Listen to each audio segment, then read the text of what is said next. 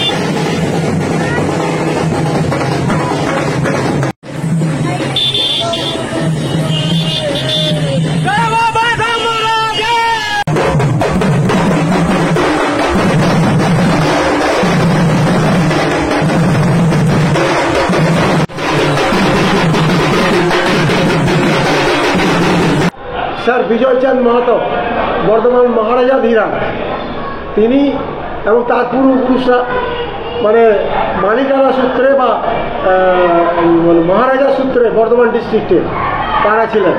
এবং এটার ইতিহাস আছে একটা, যে তার আগের যারা বংশধর বা যা ছিল এইখানে তখন কিছু আমাদের গরিব মানুষ দিকে খুব ধর্মান্তরিত করা হতো। এদেরকে 5 দিনের ব্রাহ্মণ করে দেওয়া হয়।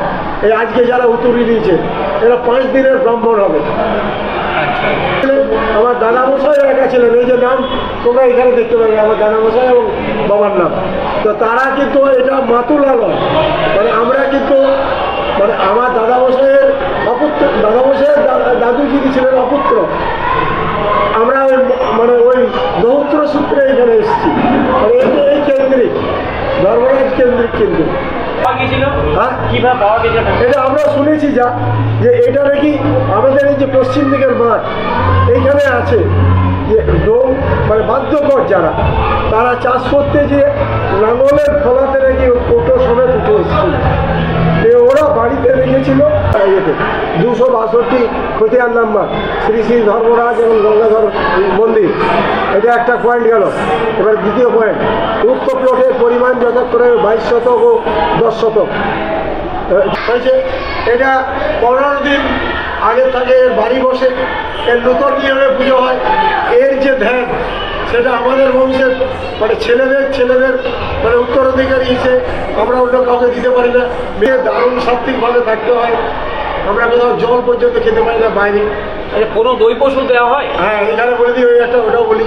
এইখানে যারা বিবাহিত ভাবন সন্তান সন্ততি পায় না, তারা এইখান থেকে ধর্মরাজের মহাপ্রসাদ পেয়ে সেটা আমাদের বাড়ি থেকেই দেয়।